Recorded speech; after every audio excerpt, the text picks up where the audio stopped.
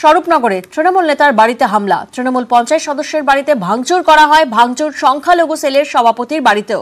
মেয়েকে তুলে নিয়ে গিয়ে গণধর্ষণের হুমকির অভিযোগ পর্যন্ত দেওয়া হয়। বিধায়ক জেলা সভাধিপতি দ্বন্দ্বে এই হামলা, এমনটাই অভিযোগ সামনে আসে। আক্রান্তরা স্বরূপনগরের বিধায়ক বীণা মণ্ডলের অনুগামী। অভিযোগ করছেন জেলা সভাধিপতি নারায়ণ গোস্বামীর অনুগামীদের বিরুদ্ধে। স্বরূপনগরে হামলার অভিযোগে এখনো পর্যন্ত 14 জনকে গ্রেফতার করা হয়েছে।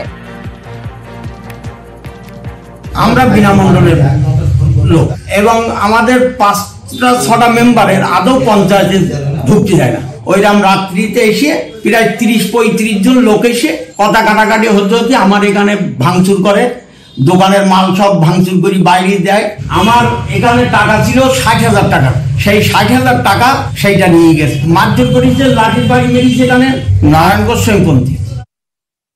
পৌনে 10টার সময় 3টি বাইক আসে। ওর কি অন্যায়? ও একটাই মাত্র অন্যায়, বীণা মণ্ডলের বাড়ি গেলি বলো ওর নদীতে চুপিয়ে ওর মেরে দেবো। মানে একবার বৃষ্টির মতো ওরা ইট ছুটতে থাকে। আমি যদি ভিতরে না থাকতাম আমার গায়ে লেগে, আমি দরজাটা খুলিনি।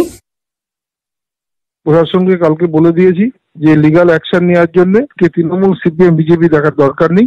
আমি প্রশাসনকে বলেছি আইন কারোর হাতে তুলে নেওয়ার অধিকার নেই, তদন্ত হবে এবং সেই তদন্ত সাপেক্ষে বিচার হবে।